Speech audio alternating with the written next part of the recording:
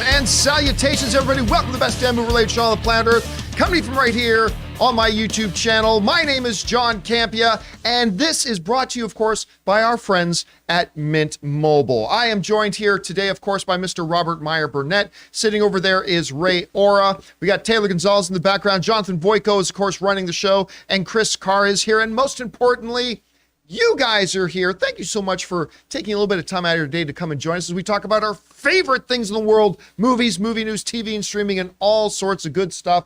Guys, we're glad that you're here, and we got a full docket today, so let's not waste any time and dive right into it, and we are going to start with this. Now, of course, a little while ago, we found out that the, well, I'm not going to say hugely popular because the movie's never made all that much money, but the Hellboy series. The people who know it and like it, love it.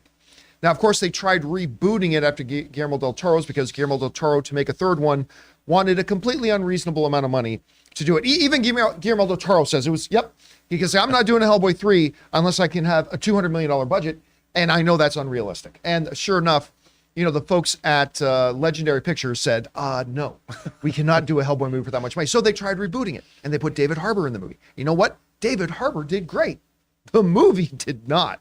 And so that crashed, but they ain't giving up. So a couple of weeks ago, we announced that they are actually doing another reboot of Hellboy. This time, the Hellboy comic book creator, Mike Mignola, is on as a writer as well. A friend of mine, the Crank director, Brian Taylor, is going to be directing it. And now they got cast already. Crazy. They got a cast already. According to the Hollywood Reporter, we've got Hellboy, the movie. The name of the film is going to be The Crooked Man. Cast actor Jack Kesey as the anti-hero. Now, I'm going to admit right up front, while I have watched the series he was in, The Strain, which also had, what was the name of the actor who played Yellow Jacket? And Corey. Yeah, Corey Stoll. Corey Stoll. Thank you. Corey Stoll was the star of that series, of course, but he was in that, and of course he was in a little bit. Jack was in a little bit of Deadpool 2, but I'm not really familiar with his work. I should point out that The Strain is originally a series of novels that Guillermo del Toro co-wrote. I didn't know Del Toro. You know what? He was a producer on the series, so yeah. I guess that makes sense. Well, anyway, this is our new Hellboy. Jack Kesey is our new Hellboy. And this is what the Hollywood Reporter had to say. They said, there's a new Hellboy in town. Actor Jack Kesey will don the red makeup for the Crooked Man, Millennium Media's new take on the comic book antihero. Crooked Man is set in the 1950s and finds Hellboy stranded in rural Appalachia. Is that how you say it? Yeah. Hellboy and a rookie agent at the BPRD, the Bureau of Paranormal Research and Defense, which is central to the Hellboy mythos, discover a small community haunted by witches led by a local devil with the troubling connection to Hellboy's past, the Crooked Man. I like the synopsis. Yeah. So listen, it was only a couple of weeks ago that we were like, will this actually happen? Well, I mean, it's fine that they're trying to get it rolling. It's great that they attached a very good director. I'm biased. He's a friend of mine. A very good director to it. But I was not anticipating to hear any real solid news about it for a while. But now we got the synopsis. We got the actor attached, all that kind of stuff. It looks like this thing's moving forward. Look, I said this last time. I will say it again. Like everybody else on the planet, when I first heard that they're going to do Hellboy again, I thought, really? Like we just had an attempt at it and it didn't work out. But when I found out that Brian Taylor was attached to it, again, who's just kind of an all sorts of bonkers kind of director, you attach that to something like Hellboy, you're having it be written by the creator of Hellboy himself. Look, I'm not going to sit here and tell you, despite the fact that it's being directed by a friend of mine, I'm not going to sit here and tell you, this is going to be awesome. But I have I see a lot more potential in it now than I did when I first heard that they were going to be doing it with that comedy. And I love the synopsis we just heard. Anyway, Rob, I know you were a fan of the original Hellboy, all that kind of stuff. What do you think about this news? Well, you know, I mean, I think with horror, we've seen a renaissance in horror over the last, 5 years. And I think we're getting some of the best horror we've had in a very long time.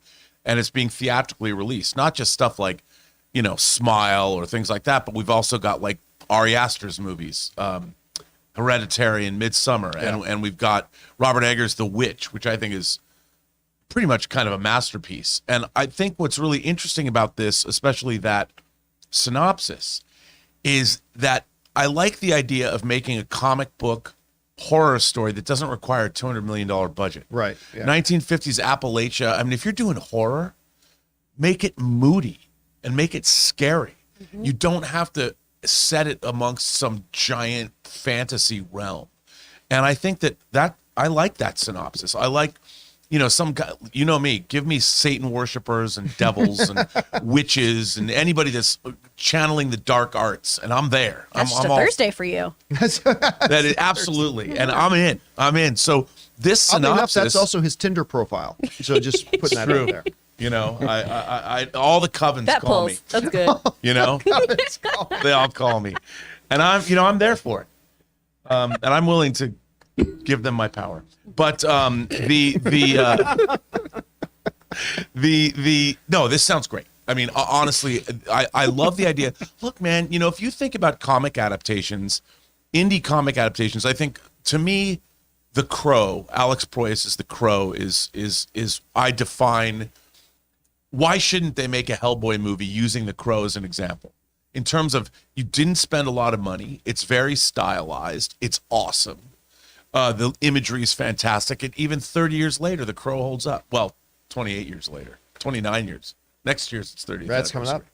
Chris, you hear about that? It actually sounds like it's moving forward at a much quicker pace than maybe we anticipated. They've got a synopsis now. They've got their lead cast in place. What are you thinking about this? It's exciting. I'm not very familiar with this actor because I didn't watch The Stray, and I did see him in Deadpool 2 and everything. But I think this is great that this is coming together. The Crooked Man is such a great story. Yes. And when we talked about this a few weeks ago, it was, I really hope we do a different one of the shorts. I hope we dive into something else. This is such a good comic that came out around the same time as the film. It was in 2008. It's so fun because, we're dealing with like Appalachian culture, witches. We're in the Devil's Dominion. We've got cannibals. It's so fun. And then we transition to war profiteering. It's a banana story, and there's a lot of really, really cool stuff here. And, with your buddy who brought me happy behind the helm here. Right. I'm thank pretty you for pleased. mentioning that. Brian Taylor, of course, is also the guy who brought us Happy, which was I love Happy. so good. Get this comic and watch Happy, you guys, because those two things I think are going to get you really, really jazzed about seeing this.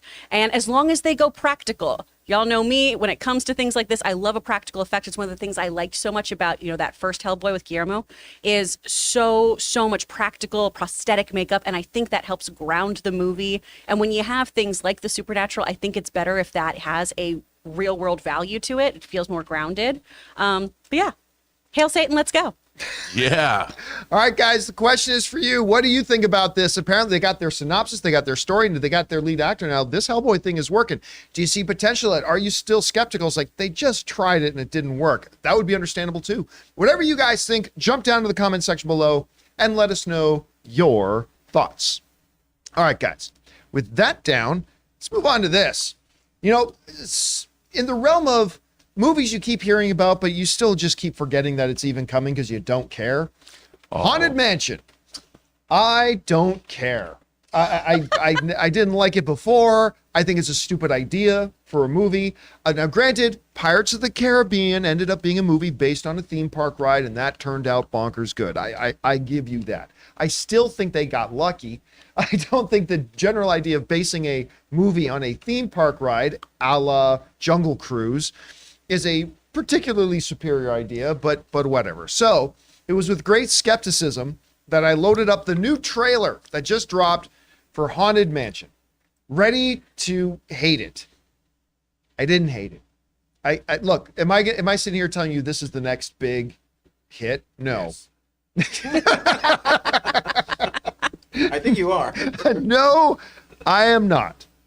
But this trailer was cuter and more charming than I think it has any business being. And I'll tell you what, when you look at the cast listing, everything from Rosario Dawson to Danny DeVito to Lakeith to what's the name? Owen, to Owen Wilson. Yeah. It's like that's a weird looking group. But as I'm watching the trailer, the very fact that they are such an eclectic, weird ensemble cast, it kind of played into it.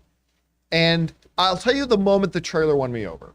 It won me over when Rosario Dawson says to her son, "You know what? I'll light up a vanilla scented candle and it'll make everything all right." And the kid is like, "Will it though?" And that is when I went, "Oh, okay, I think I might be on board." So I'm not going to sit here and tell you this is the trailer of the year so far or anything like that, but it's better than I thought it would be. And I'm actually kind of interested in watching this movie now. Anyway, Chris, you had a chance to see the trailer for Haunted Mansion. What do you think about it? It looks cute. It really does. It's got a stacked cast. It looked fun. Because like you, I went into this going, oh, we're trying to do this again? Okay. All right. But I think it looks like a fun time. I love most of these actors. I think it's going to be a really great time. Anytime you put Danny DeVito in something, because I did not know he was in this, and I'm excited to see that. Love me some Danny DeVito. I think that'll be a really, really fun thing. I loved the little gag with the portrait changing and getting more menacing. And I think that's what you do. You take kind of moments from the ride and see how they can be utilized in this medium. Because, when you go on the Haunted Mansion ride, it's a fun time. It's a little spooky, but it's nothing that's going to, give you nightmares. But I think you take some of those elements and you just kind of turn them and make them tiny little homages like they did with Pirates, as opposed to that initial film that really, really tried to make everything that happened in that ride the meat and potatoes of the movie. Rob, you had a chance to watch the trailer just a few minutes ago. What do you think about it? Like you, I went in not expecting much. I chuckled numerous times. You chuckled out loud. I chuckled out loud watching this trailer. I love my hardcore horror. I always have. But a good horror comedy. I love a good horror comedy. Everything from Night of the Creeps to Vamp, even though I'm not saying Vamp's good, to Fright Night to Beetlejuice, whatever. Good horror comedies run the gamut. Bad horror comedies are like fingers on a chalkboard. Yeah, they're bad. I go into this with hope, John. Hope. Shawshank Redemption hope to see this. I hope it's good.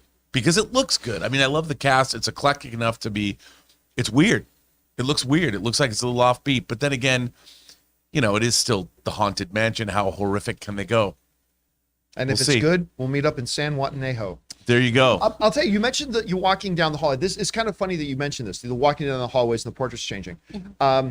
Some of you guys who are watching the show, you probably follow Gotham Geek Girl online. And she's actually in the studio right now. She's visiting from New York.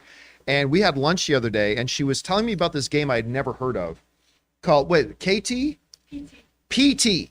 PT. What was the... Silent Hill. PT Silent Hill. Oh, no, not And that. I'd never heard of it. I'd never heard of God. it. So she starts showing me some of the gameplay of this PT Silent Hill, right? And that it was a lot like that. You're walking down, you're going in this loop, and you're walking down this hallway, and the little things start to change, including portraits on the wall and stuff like that. So maybe there's a little bit of influencer. I don't know. Guys, question is for you.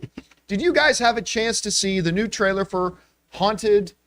No. What's it called? Haunted Mansion. Haunted Mansion. I almost said Haunted Hill again. Haunted Very Mansion. different. I had no hope for it. The trailer's not bad. And the music they picked for the trailer. The music they picked for the trailer was really good. So I'll give it that. I'm at least a little bit interested in seeing it now. We'll see how it turns out. Whatever you guys thought about it, jump down to the comment section below and leave your thoughts there. All right, guys. With that down, let's move on to this next thing here, shall we? And that one is this.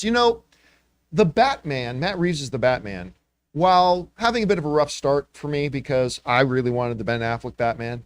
And Ben Affleck is my favorite portrayal of Batman to date. And I really wanted to see his movie. But, if you're going to have anybody else do it, Matt Reeves I always thought was a great choice. And of course, the movie came out and it was fantastic. It ended up being one of my favorite films of 2022. I love that movie. And one of the reasons, not the main one, but one of the reasons I liked that movie so much was because of Andy Serkis in it. His role was not as big in the movie as I would have liked it, but him playing Alfred was great.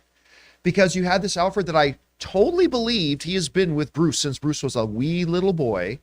And yet at the same time, even at the age that Alfred is supposed to be at, I was completely convinced Alfred could wreck fools. Like totally believe that.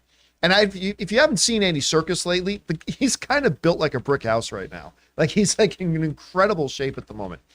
So, but I had heard some whispers that he may not return for the second Batman, that the story was just going to go in a certain direction where Alfred wasn't going to be. I don't know if it was going to be Alfred was going to be there, or if they were going to say that Alfred passed away to give some kind of an emotional anchor for Bruce in it and whatever.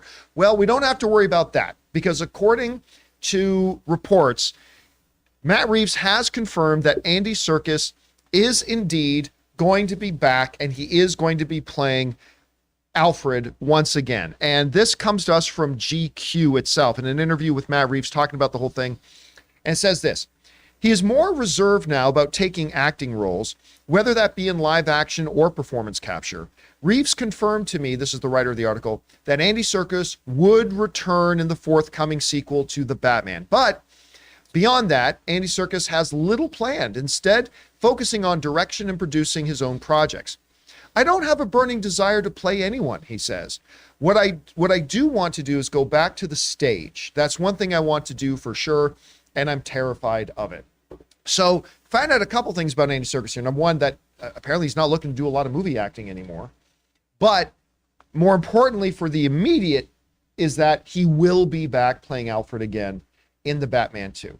And while I never really bought into the rumors I heard going around that the second Batman may not have Alfred in it, it still makes you a little bit nervous. Even though those rumors were never coming from any legitimate sources, you still get a little bit nervous when you hear that stuff. I actually really hope that Alfred gets a little bit of an expanded role in this. Now, don't get me wrong. I am not looking for the Batman 2, Batman and Alfred. Like, I'm not looking for that. But, you know, even in the old Adam West series, every once in a while, old man Alfred would pop on the bat suit and drive around in the Batmobile. I would just like to see Alfred get to show it off. You know what? I wasn't a big fan of what was the Fox series called? Gotham PD? No, what was it called? Gotham PD? I think just Gotham. Yeah, was it just called Gotham? I wasn't a huge fan of the show. Like, when it was focused on Jim Gordon and the underworld of crime, the show worked. As soon as it tried to be, look, everybody, this show's connected to Batman, it was just stupid and didn't work for me. But I loved the Alfred in that show.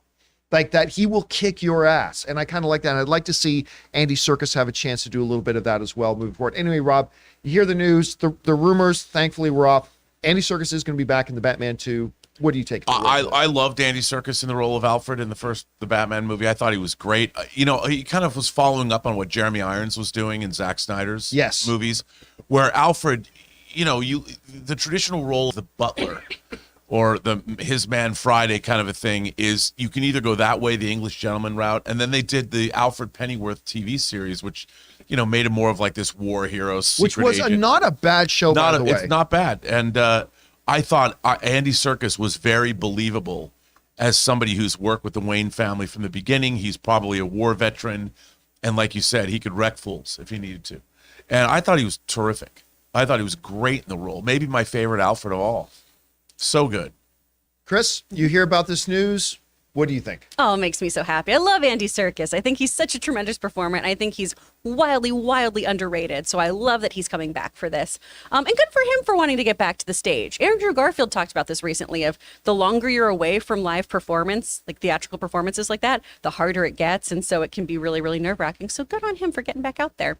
And I love this portrayal of Alfred, too. Jeremy Irons' was a bit more like kind of sassy and bitchy, which I was really into. I thought that was great, of just all the eye rolling he would do at Bruce.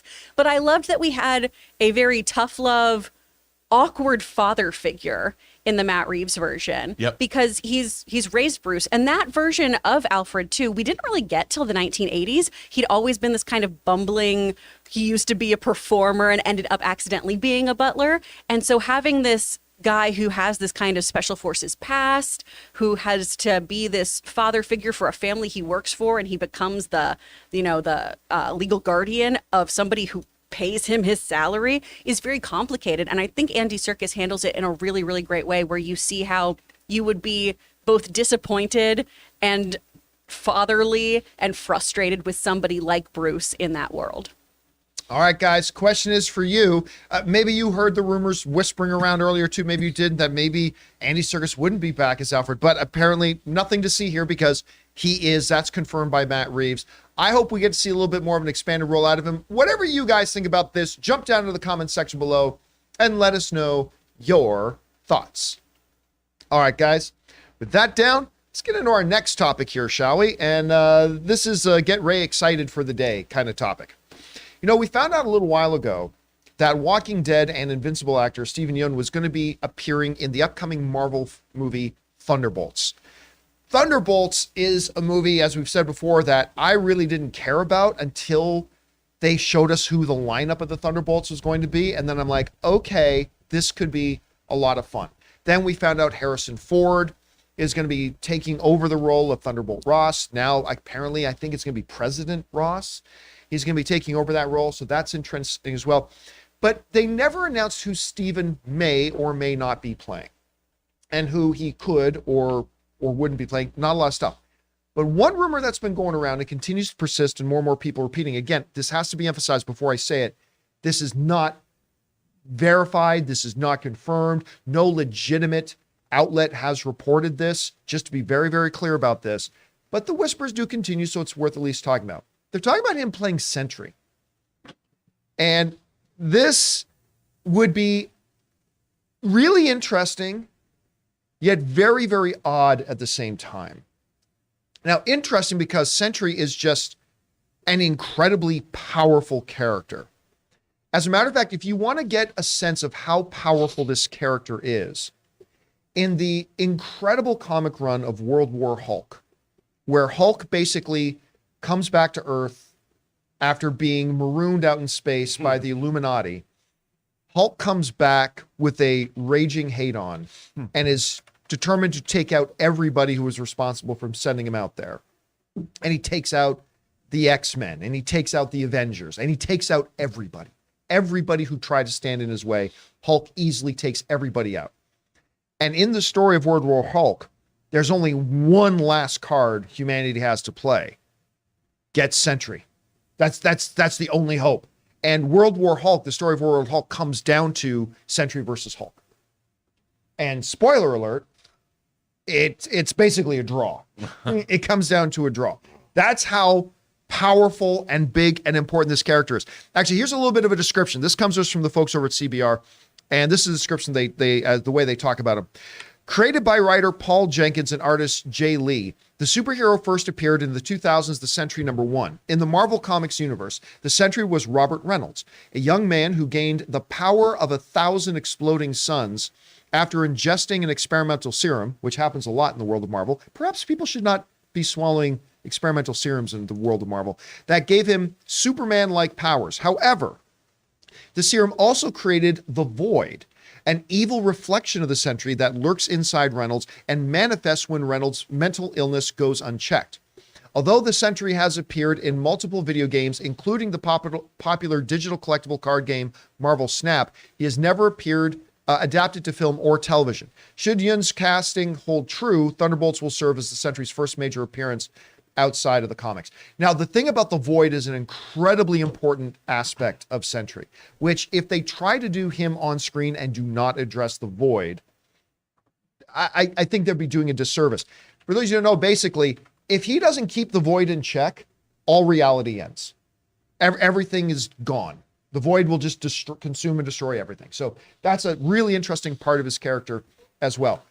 Ray, Ray, you've been excited about this. You've wanted Sentry to show up here, and you're kind of pumped about this. Do you think that could be who Steven's going to be playing in this thing? Just don't do the Superman in what series was it where you called him a jobber? Oh, Supergirl. Just don't do that to him. I don't care who plays him. Just as long as they do him right.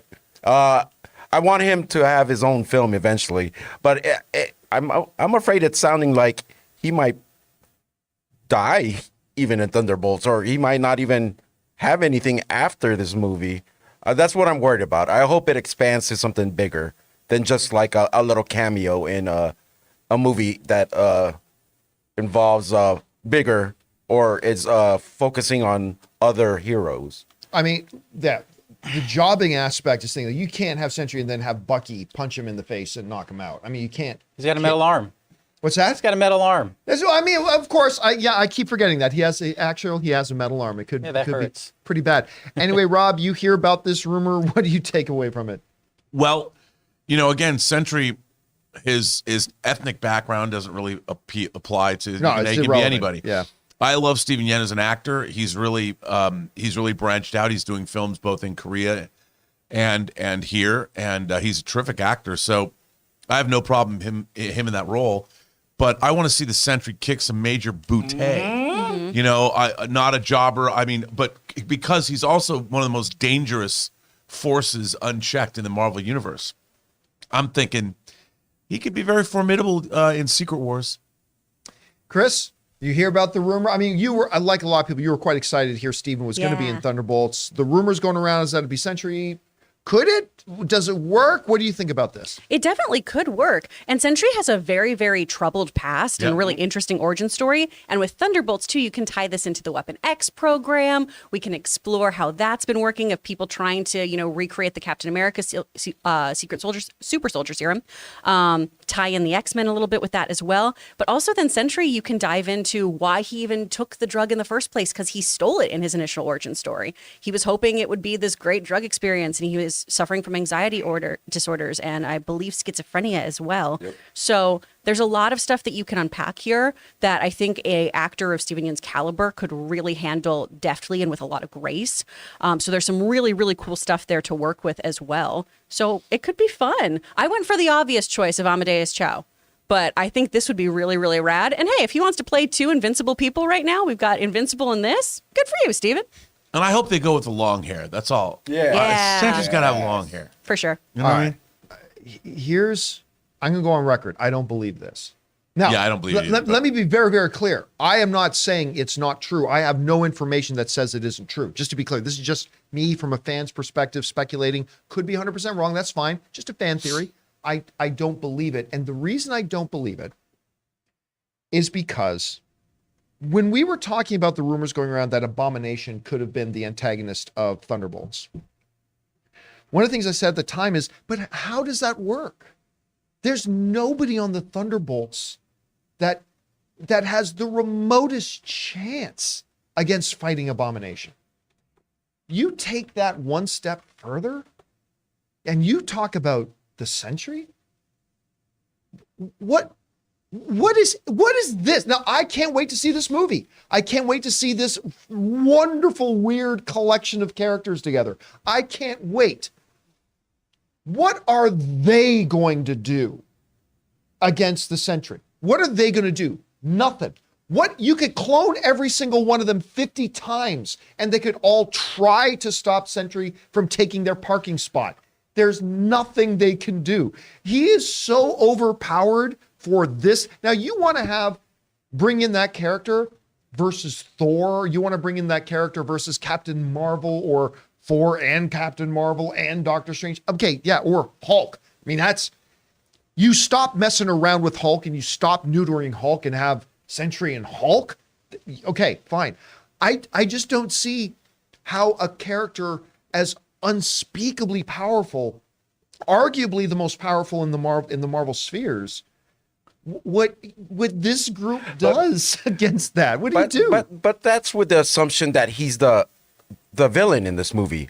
What if he's the final card that they go and get? Because in New Avengers, he was in the raft, like he was a prisoner, and they busted him out because they needed help because the raft was everyone was escaping, or there was a big breakout that happened, and he helped the Avengers. But I would ask the question then again: what villain could you have in this movie that the Thunderbolts can just not quite get over, that you need to go get Sentry for? Because then the Thunderbolts become pointless in their own movie. Like, if the Thunderbolts can't deal with whatever the antagonist in the movie is, and it's kind of pointless for it to be their movie. So, I mean, maybe it's a small, tiny role just to set him up. Yep. Or maybe they Marvel always messes with the comic story to adapt it to the screen.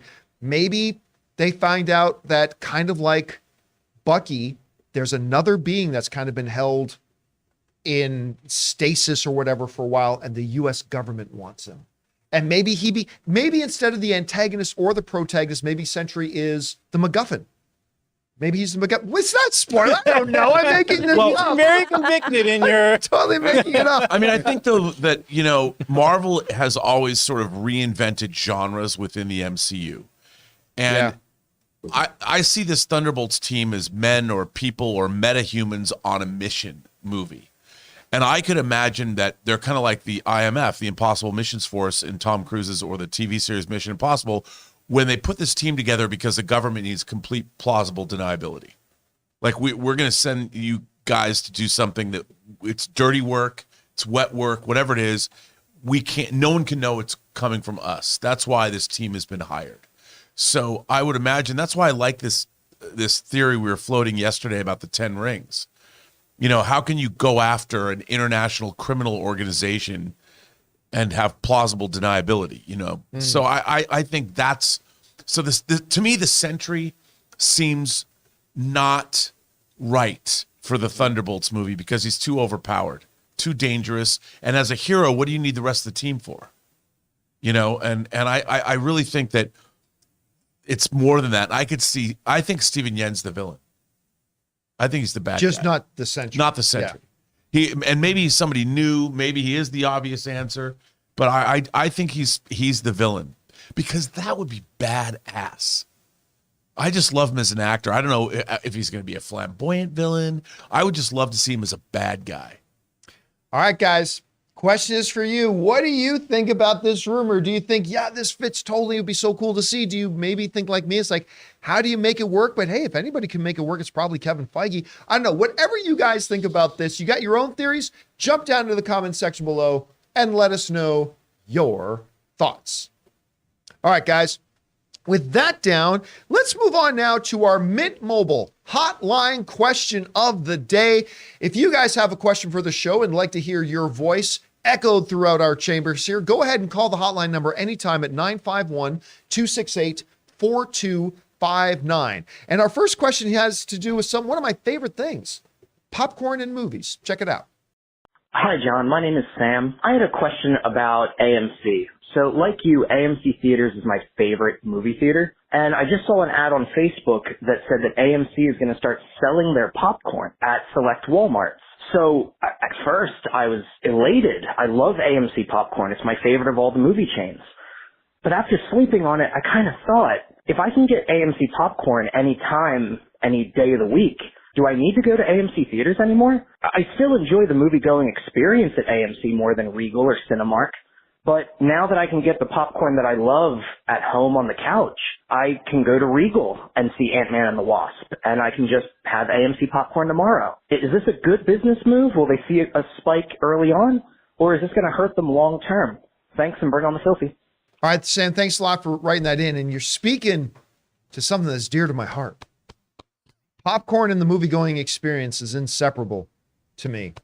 It's like foreplay. And you know what? I'm not going to finish that thought. But yeah, it's an inseparable part of the experience to me. I love popcorn at movies a lot. And you're right, AMC Theaters, despite the fact that they're being run by a complete jackalope right now, AMC Theaters to me is my favorite movie-going experience. It still is, despite all the stupid ass things they have done in the last couple of years. They are still my favorite movie-going experience. I can't lie about that. They just are.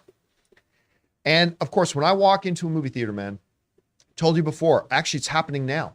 Just the thought of it. I have a Pavlovian response. I have a Pavlov's dog response. The moment I walk into the theater and my brain registers that I've walked into a movie theater, my mouth automatically starts to water. So right now, my mouth just started watering because I'm just thinking about walking into a movie. Can you get a napkin?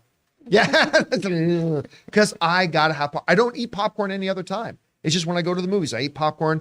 And of course, popcorn is, what is popcorn if not just a butter delivery device? That's what popcorn is, a delicious butter delivery device. All that said, AMC is probably my least favorite popcorn at any of the movie theater chains. It's not all that good. I mean, I still have it every single time. I yearn for it when I go in there. But if I walked into an AMC to go watch a movie, and they had a kiosk over here that said Regal popcorn or Cinemark popcorn, I'm probably going over to buy the Regal or Cinemark popcorn. I still remember back when I worked with AMC, they would fly me out to Kansas a few times a year, and I'd go visit the head offices, and they'd show me around everything. And they had an entire division there just for the refreshments and snacks, the whole division running it. And they had all these prototypes and stuff. And I asked the head, the vice president of that area, it's like, hey, have you ever, I don't know, thought about making popcorn that doesn't suck? But I didn't say it like that. I said, have you ever thought about, I don't know, using like, real butter? Because what was the one at the ArcLight Cinemas? Yeah. Used to ArcLight was use- real butter. Used real butter, and anybody who tells you can't tell the difference, punch them in the face because they're lying to you. You can tell the difference. That all ArcLight popcorn was so good because they used real butter. I remember asking, "Hey, have you ever considered using real butter?" And like, nah. It's not cost effective. We can save a few fractions of a penny by doing it, but whatever. I still enjoy eating it, right? But I can tell you this. I never went to the movie theaters so I could have popcorn. But like, if I've ever was jonesing for popcorn, I could go get popcorn. I never like, what am I going to do? I really need some popcorn right now. Guess I'll go to the movies. I mean, that's never been the case. And I don't know about you. While I'm okay and I enjoy eating AMC popcorn, even though I think it's the least good of the major movie chains popcorn, when you get popcorn served to you, that's already been sitting in that thing for about 30 minutes. And that happens often. And it's not good. Like when it's fresh and you could hear the popping going and they dump that into your bag or your bucket and they hand it to you. It's actually pretty enjoyable. That's when it's the best. It's like McDonald's fries. It doesn't have a good half-life. You No, gotta eat it hot. does not have a good shelf life at all. So when I get the popcorn, you can tell it's been there because it gets a little chewy and it's cold, whatever. I can't imagine eating AMC popcorn that's been sealed in a bag 3 weeks ago. Now look, as far as a business move, if you're AMC, why not? Listen, I don't blame them at all for trying it. You should always, if you're a business, you should always be looking for new revenue streams. And if you can discover a new revenue stream that can make money for the company, hey, why not? And you know what? There's even a novelty to the idea of, we're going to be watching the new Disney Plus movie at home. I'm going to run out and grab some movie popcorn. There's a novelty to that. So I don't hate the idea of AMC doing this. I just know I will never be buying their bagged popcorn, and it will not influence me whether I do or do not go to a movie theater for it. So again, I don't mind the idea of them doing it. It just makes absolutely zero impact on me because I ain't going to buy it and I ain't going to skip going to the movies for it. Anyway, Chris, you see this little thing? I don't know that you're as much of a deep, passionate lover of butter as I am. What? Oh, you don't eat popcorn? We've talked about this before. This is my great toxic trait as a movie fan. I don't like right. popcorn. I don't see the appeal to it. My You're a dad has monster. diverticulitis, so we don't eat it. Like, I don't get it. Sorry, y'all. But I mean, I understand selling it from like brand recognition perspective, putting that in people's homes. I get it, especially with how much streaming is happening. Yeah. I've just never thought about, well, gosh, golly, I'm going to go to this theater because of popcorn. I don't know. That's not something that's come to me. Chat, I'm sorry. I just don't like popcorn. I don't get it. It's not good for your gut anyway. It's not. I don't eat it any other time. So it's not like I'm sitting at home in a like pantry full of popcorn. I don't eat it except for because it's just part of that Pavlovian response. Rob, what do you think about the move from ANC here? And will you try it? And will it influence you going to the movies at all? Okay, I'm going to admit to you, I am a grocery store popcorn fan. Like, I love to try all the different potpourris of popcorn out there. Like, for instance, if you guys want to try something good, Signature, like the brand that Vaughn's stocks and Albertson stocks, they have Signature Foods. Ray's taking notes right now. They have a brand of popcorn that's like, it's a peppery cheddar. It is great. It is great. And I'm always trying popcorn.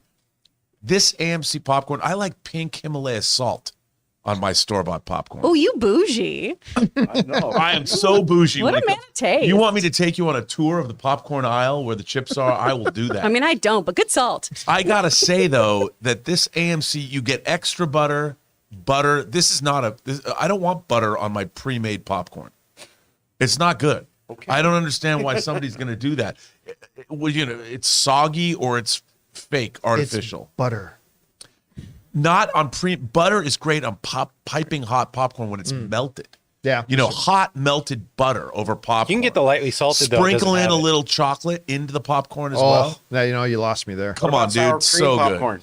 good. Anyway, and then there's just lightly salted. I'm not a lightly salted popcorn guy. Give me salt. I like chocolate and salt in my popcorn. I'm telling you. Try it. This fair. popcorn is not, they got to give me something more.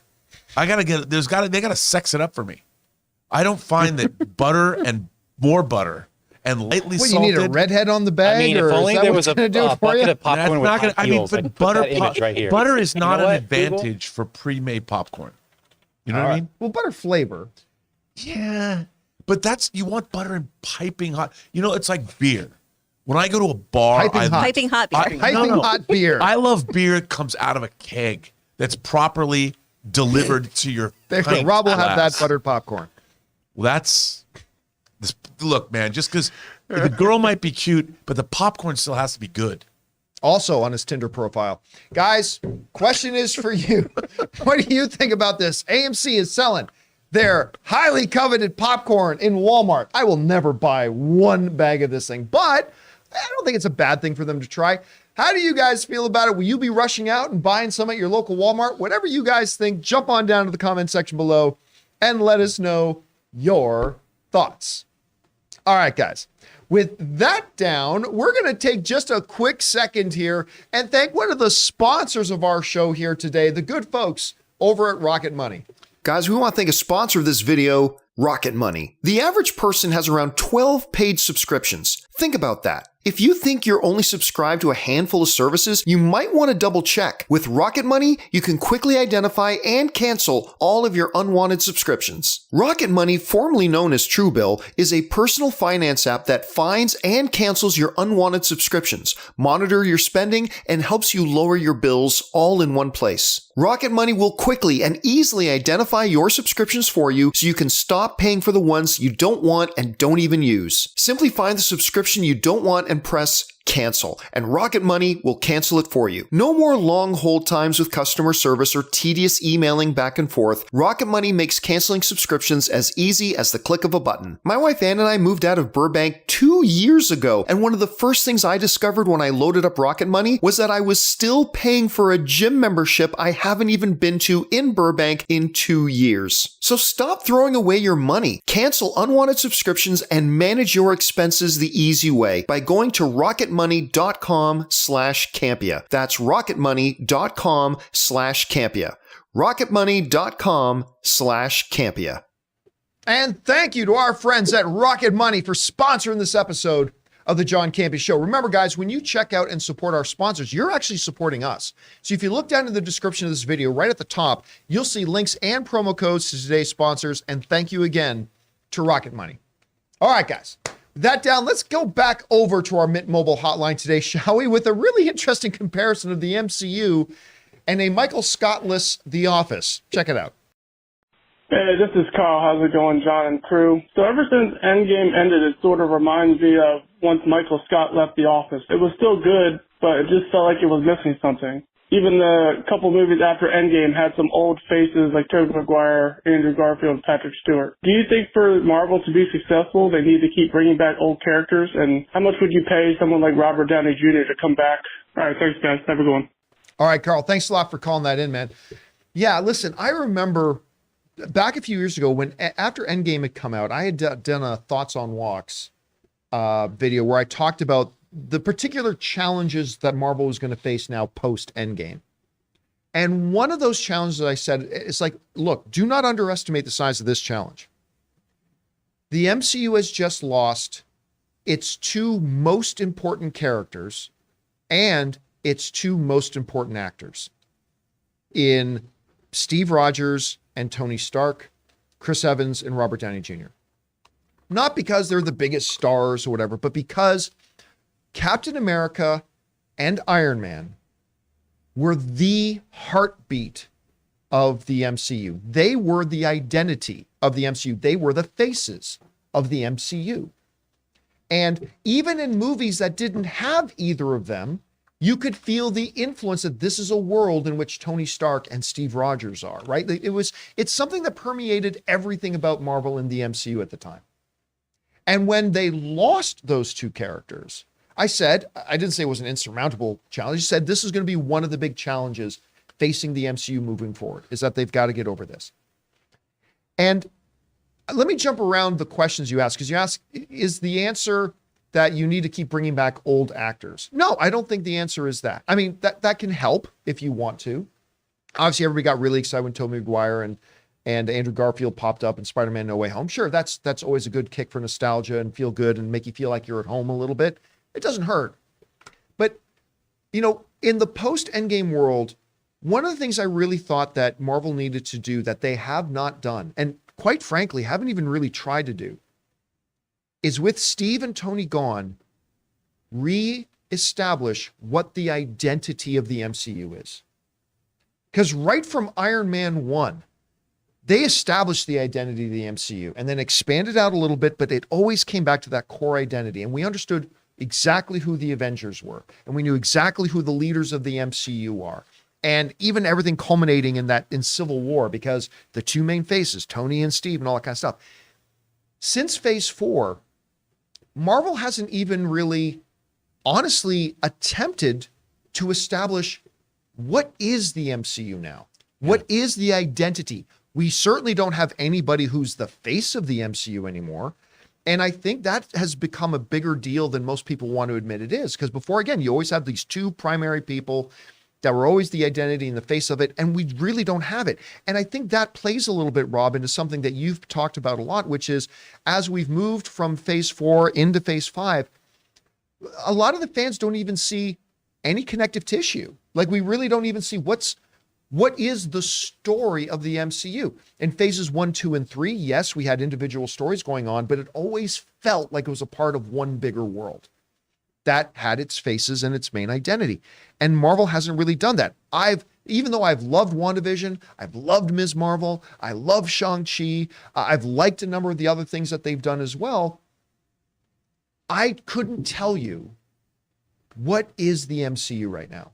Like, what is the idea? I couldn't tell you who the leaders of it are. I couldn't tell you who the main faces of it are. I can't tell you which characters kind of give the identity to the MCU that we had up until Endgame. And that's one of the things that made the MCU so special. And maybe one or two freckles of the pixie dust that gave the MCU its magic back then, but they definitely not. And I love your analogy of it I've never thought of it in these terms, but the way you put it, man, it kind of feels like The Office after Michael Scott left. There's still very, very good pieces there. And I'll tell you what, some of the best episodes of The Office happened after Michael Scott. Sure. So there's some great highlights. There's great core there. You have some great characters there. You can still tell some really good stories. But after Michael left, they tried to make Andy the face of the show, and that was a mistake. They should have immediately made Jim and Dwight the main focus of that show when he left, but they didn't. So the rest of The Office kind of felt a little directionless, like a little bit without its identity a bit and everything too. And I love your analogy of that. That's exactly how I put it. Now, as far as your final question about how much would I pay Robert Downey Jr. to come back? My knee-jerk reaction would be to say whatever he wanted, right? Because look, Robert Downey and Chris Evans will both be back at some point, whatever. But you can't pay him whatever he wants. Because to draw an NFL analogy, when you pay one quarterback a ridiculous amount of money, guess what? Now what everybody else wants goes up too. So you can say, well, give Robert Downey Jr. $1 billion. Okay, that's great, but guess what's going to happen? Your next round of contract negotiations with Mahershala Ali, or your next round of negotiations with Florence Pugh or Sebastian Stan or Letitia Wright or Paul Rudd or any of them, guess what? What they wanted ain't what they want anymore. Now what they want is 3 times higher because you gave Robert that. And that's now going to be the shelf. So you got to be financially responsible. You can't just give him whatever he wants. But the answer isn't necessarily just go and get Steve and Tony back. You've got to start investing, like in boxing, Ray. I hear him often talk when boxers go to the body. Those aren't the sexy shots. But the boxing commentators will often say they're investing in the body. You keep hitting the body, eventually that other boxer is going to run out of gas and they're going to crumble. And I don't see Marvel investing in creating the new identity of the MCU. And I think while just getting Robert Downey Jr. back or getting old actors back is not the fix-all. But they got to do something to start reestablishing this identity again. Anyway, Chris, you heard the call, stuff like that. What do you think about the comparison of the MCU right now is like The Office without Michael Scott. And what do you think they need to do moving forward here with that? I think it's a great comparison because to your point, yeah, there's a couple shining episodes after he left, but for the most part, you really feel that absence. And it's because we had this wonderful, it's one of my favorite archetypes. It's what my husband Logan plays a lot in things, the affable nitwit. You have the very, very affable but clueless guy who, even though he's not particularly good at his job, there are moments where he shines. He absolutely loves people, but just has very large shortcomings, but you love him in spite of them, right? And then when he was gone, we had to have, well, then who takes up that mantle? And should that be Andy? Probably not. He started off as a dude who needed to go to anger management, and every character needs to grow and everything, but that's The Office. When it comes to the MCU, we had these characters who, you know, become heroes, and we had a decade to get used to all of them, right? And so right now it is trying to fill these very, very large shoes, but also we now expect a puzzle that's come together already. We had Endgame and everything built to that. So now with this last phase, it's felt very spaghetti at the wall. We're just throwing things out there and hoping something sticks. And that's not a really great method when it comes to a product that is already out in the world. That's really, really great for figuring out a prototype. But when you're actually sending it out to the masses, you don't want to just be like, hopefully.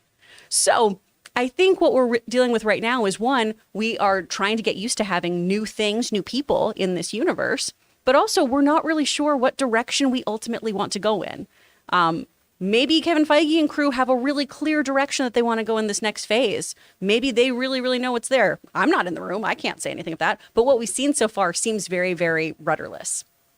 Neil, Rob, when you look back in the earlier days of the MCU, you started with Nick Fury going to Robert Downey Jr. and saying, we're doing this thing called the Avengers Initiative. Then you see Nick Fury going to a revived Captain America, Steve Rogers, and say, the world needs you. And everything from that was them right away laying the groundwork, and they built around that, and that was the core identity.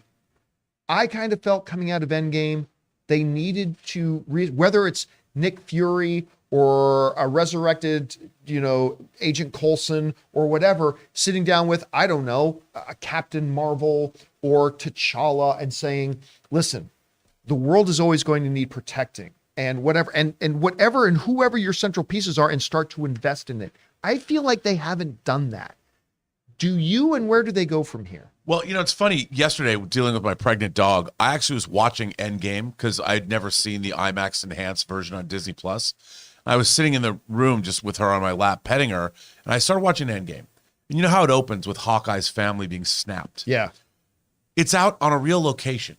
On a real farm somewhere where they ever shoot. Very bucolic, very great setting. A lot of wide shots establishing the environment that they're in. And as that movie goes along, even when they go kill Thanos on the Garden Planet, there's a realism to it. And every scene has gravitas. You have Steve Rogers sit down and have that great conversation with Natasha about whether or not, what are we doing? And she says, I have to do this. It's all that matters. There's no special effects. There's no volume stage. The thing that I think that is missing from the Marvel Cinematic Universe, and it kind of speaks to losing Michael Scott. I don't know that analogy as well because I haven't seen The Office, yeah. But I understand what it means to lose a character. The thing about it is the Marvel Cinematic Universe, for all of its great fantasticalness, it had a grounding in reality through these characters that we got to know and love. And as much as crazy stuff was happening to them, they still felt like they were in environments that were real, places like even in when they're going through time in Endgame, when they go somewhere, they're back in a New York office building. They have to get this, they have to get the scepter. They've got to, get the Infinity Stones, and where they go places, even when Hulk is talking to the Ancient One, it's a roof of a building in New York. And while, it might be on a soundstage, it's still a naturalistic environment. And you believe it. I think the problem with what's happened to Marvel is we don't believe it anymore. It's gone too far into fantasy realm, and the characters themselves are too fantastical. Moon Knight, I don't believe Moon Knight. I don't believe that was a real human being. I believe that I'm watching a translation of a character that they didn't make me believe enough, because we're going to make him schizophrenic from the beginning. We're going to give him dissociative identity disorder, and then we're going to give you ancient Egyptian gods fighting on the pyramids of Giza. it didn't make me believe in Moon Knight. And I think what's missing is Michael Scott in The Office. You believe that guy. He might be not a guy you want to hang out with. What would you call him? An affable nitwit. An affable which nitwit. happens to be my Tinder profile name. Aw. And you can believe in them. I think what's happened is moviegoers do not believe in the MCU the way they used to. I'm talking about overall, like buying into the reality of the MCU. And the first 3 phases, the whole Infinity Saga, you buy it because the characters are grounded in a reality that they set up and make us believe in. I think that's gone away. Well, guys, the question is for you. What do you think about this whole idea about the identity of the MCU? Has they been able to kind of replicate or replace their DNA even after losing Steve and Tony? Or what else do you think that could be? Whatever your guys' thoughts are, jump down to the comments section below and leave your thoughts there. All right, guys. With that down, let's move on to this, shall we? This will be kind of near and dear to Rob's heart. You know, one of my favorite movies the last couple of years is Denis Villeneuve's Dune. That movie was unbelievable. It was such a spectacle and an experience watching it in there. And I remember watching it with my wife who had never read or seen any Dune thing before. And the lights went down and she was like, I think this might be my favorite movie.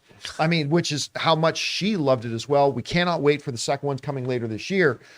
But lest you forget, we also have a series coming called Dune, the Sisterhood, which is on its way. However, as excited as Rob has been for it, it has been experiencing its own level of drama going on, which has now culminated in the loss of a director and one of the stars. This comes to us from IndieWire, who writes the following.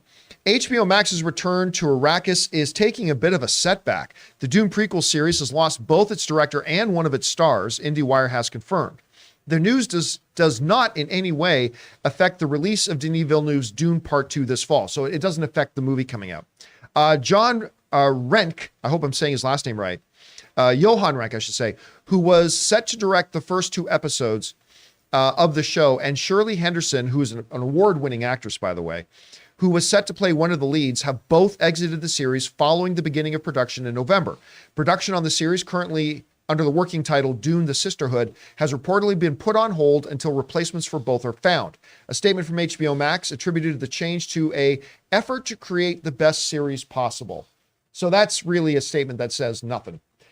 Anyway, Rob, the series production had already started.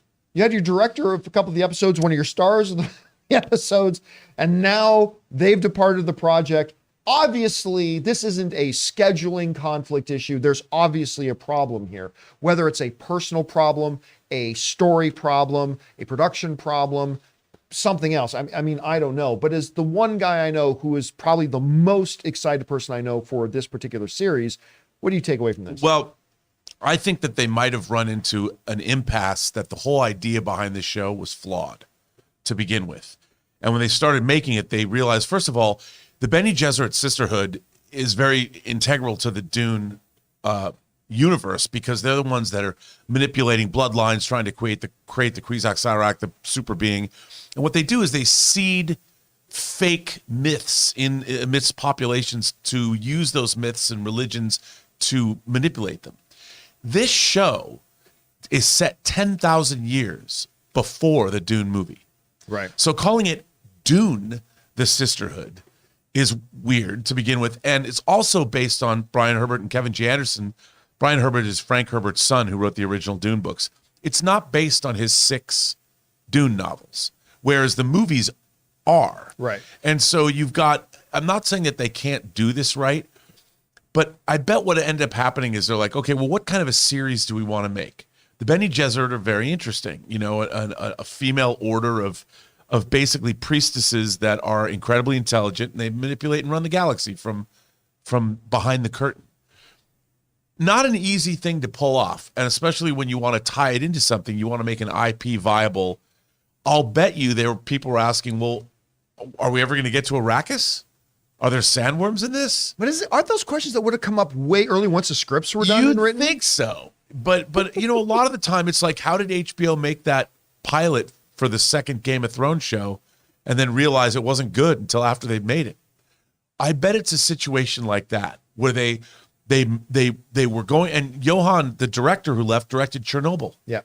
You know, and they had great people working on it, but I bet that when something is fundamentally flawed at the story level and they realize it's untenable, they'll try and make changes, but I think they might end up scrapping the show and reimagining something else, because I think what they're doing is they bit off something that ultimately narratively might not work on its own.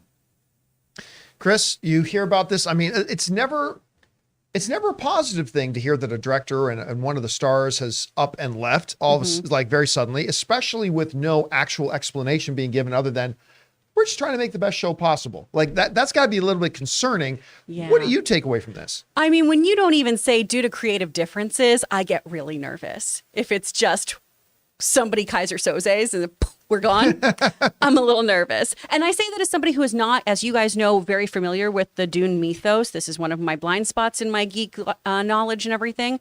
But I mean, big act to follow. That movie, people really, really loved it. I mean, it had so many nominations and everything too. There's big expectations for this franchise. So I understand, yeah, you want to make the best product possible, but also that is really, really, you know, nerve inducing to hear people just up and leaving a project, because that means, you know, communication breakdowns. That means really big differences in how things should be executed. And maybe it is ultimately for the best, but it doesn't give me, you know, a big boost of confidence. Also, I think that the showrunner left. The main showrunner who's guiding what the show is. And if the showrunner leaves, that tells us a lot, that the conception of the show is something that ultimately, I would imagine the director, the lead actress, and the showrunner were making one show, and then somebody realized, or maybe the HBO realized, wait, what are you making? What is this? You know, and they whatever reason, there was some kind of major disconnect, because when you lose your showrunner, that's the person who has the vision for the show. And she was out the door, and it was taken over by I would say a lesser showrunner, because that wasn't the person who originally conceived of it. So I find this all fascinating. I don't know if we're gonna, just from a business perspective, how it all works. I mean, look, I'd love to see a show about the Bene Gesserit Sisterhood. I just don't know if setting it 10,000 years before your IP that you're supposed to tie it together with was the smartest thing in the world. I mean, you could do the Jedi, you know, you could do Tales of the Jedi, or you could do 1,000 years ago, Knights of the Old Republic. People would watch that because they've established this lineage. But in the Dune movies, they haven't really established who and what the Bene Gesserit Sisterhood do. So it's not like you can be like, what's 2,000 years of Jedi? We know who the Jedi are. But do we know who the Bene Gesserit Sisterhood is? Especially in the first movie. You don't get much in the way of learning who they are. This might also be me kind of grasping at straws, but it's interesting that we're having this kind of conversation around the same time that The Idol on HBO is having so many issues as well. Oh, yes. And I'm wondering too, and we all say it on this show, HBO is the ultimate, right? That is prestige. That is excellent storytelling. We have really high standards. And right now they've got two shows that seem to have kind of lost their narrative way, had these big creative differences, had people signing up for one show and getting something very different. So I'm wondering too, if just even on a standard level and an executive level, those sort of things, if there are some, you know, big things happening over at HBO, some shakeups. Well, remember, one of the reasons they're the absolute standard of excellence is not because of what happens behind the scenes. It's what they actually allow to Deliver. get to air. Yeah. What actually Yes. delivers. And if this is all part of their process of making sure they deliver the great stuff, yay. But it's never good stuff to hear. Anyway, guys, question is for you. Have you been looking forward to Dune Sisterhood? I kind of have, because I love it. I mean, Dune won more Academy Awards that year than any other film. Maybe you don't care about it. Maybe you don't watch it at all. Whatever you guys think, jump down to the comment section below and let us know your thoughts. All right, guys. With that down, let's move on and talk some Creed, shall we? Of course, Creed 3 is opening up. Had a chance earlier in the week to go see Creed 3 at the IMAX premiere, which was a lot of fun. If you guys remember, I loved this movie. I put it almost very, very close, maybe completely on par with the first one, which I absolutely adored, the first Creed. I think it's even better than the second film. This movie was fantastic. It was personal. It was rooted and stuff like that. By the way, I had some people saying to me, because I mentioned during my review of Creed 3 that I love this because they made it actually really personal, right? And then people came back and said to me, because of the connection between Damien and Apollo or Adonis, people came back to me and said, huh, John, the second Creed was about fighting the son of the guy who killed his father. It doesn't get any more personal than that. And I'm like, wait a minute. So you got Adonis, who is looking at Victor Drago, a guy he has never met, never talked to, has nothing to do with him, who happens to be the son of Ivan Drago, who is another guy Adonis has never met, never talked to, has nothing to do with, who happened to kill his daddy, who, by the way, Adonis never met and never talked to and whatever. I'm sorry, I know there's a connection, but that's not really a personal story so much as this one was. Like they really, and I like the second one a lot, by the way. I like Creed 2 very much, but this one made a little bit more personal, that kind of stuff. But the question has been, how will it do? Because as good as the first two Creed movies are, they haven't exactly been blockbusters per se. And that's fine, because we talk a lot on the show about how what studios and producers want to see, they want to see a trajectory of the box office doing this, right? If it's getting more people out, people are getting more invested in it. Well, this comes to us from our friends over at Screen Rant, who are telling us that it looks like they're projecting that not only will Creed 3 end up being the biggest of the Creed films, opening-wise, it's going to be the biggest opening for any Rocky World movie. It says this, now with Creed 3's release date right around the corner, the first box office projections have surfaced. Per deadline, Creed 3 is heading for an opening weekend in the $38 million to $40 million range. If Creed 3 does open to anything above $35.5 million, it would be a record high debut for any film in the Rocky franchise. All right, so let's go over for just a second into the Campea classroom, shall we? So if we are looking at the box office and where it could be heading and everything about Creed and all that kind of stuff, here's an interesting little bit of info for us. The first Creed film had an opening weekend of $29.6 million. That was the first one, maybe still the best one of the franchise. It was absolutely incredible. Then Creed 2, again, we're talking about they like to see that trajectory, opened to 35.5. Well, now they're saying that Creed 3 could be 40 million. And you know what? I'm going to say plus. I'm going to say plus. I think it goes over that. I think this is going to be by far the biggest opening of this thing. And here's the fun part. I remember coming out of Creed 3, Ray and I were discussing, do we think they're going to do more Creed movies after this? We weren't really sure. But then I saw an interview with Michael B. Jordan saying, we've got more Creed world movies we want to tell. And looking at this box office show, because I'll tell you what, not only are people going to go out to see this, according to these numbers, but they're going to love it. Which means there's going to be an even bigger hunger for more movies in the Creed world. And listen, I get it. There's a contingent of people out there. It's like, if Rocky ain't in it, and if Stallone ain't in it, then I ain't interested. And I get that. There's a part of me that kind of feels that way too. So I completely get it. But a good movie is a good movie. And this is a fantastic movie, Creed 3. Aiming for the stars here. Anyway, Rob, you see these. What does this tell you? Like these types of projections for something like a Creed 3. What do you think? Well, I mean, look, like you said, the first Creed kind of came out of nowhere and it was really good. And the second Creed tapped into the Rocky mythos in a way that was cool. And so it did well as well. This movie is building on what Michael B. Jordan has done since then. I mean, playing Killmonger, people like, I love Michael B. Jordan. And watching him mature when he was in The Wire, when he was in Friday Night Lights, and now seeing him now, I mean, he's a strikingly handsome guy. He's incredibly articulate. When you see him on the talk show circuit, he's very, very smart. This is his directorial debut. This is a really interesting film, and I think hearing what you guys had to say about it, it's a good movie. It's a really good movie. It's a really good movie. And it's different than the first two Creed movies. It's not just retelling something. And I think with Jonathan Majors now everywhere, again, a force to be reckoned with. I just got Devotion. I really liked Devotion. He was great in that.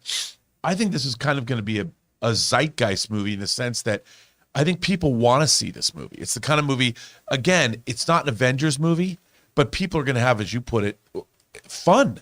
This is a fun movie to watch. You know, that's one of the great things. This formula, Okay, Rocky 5, maybe not so much. But the Rocky formula is a formula that hits more often than not. And I think this looks great. I can't wait to see this movie. I think it's going to do really well. I wouldn't be surprised if this extraordinarily overperforms. I think you might be right about that. And by the way, again, I'm going to say the hot take. Jonathan Majors Damien.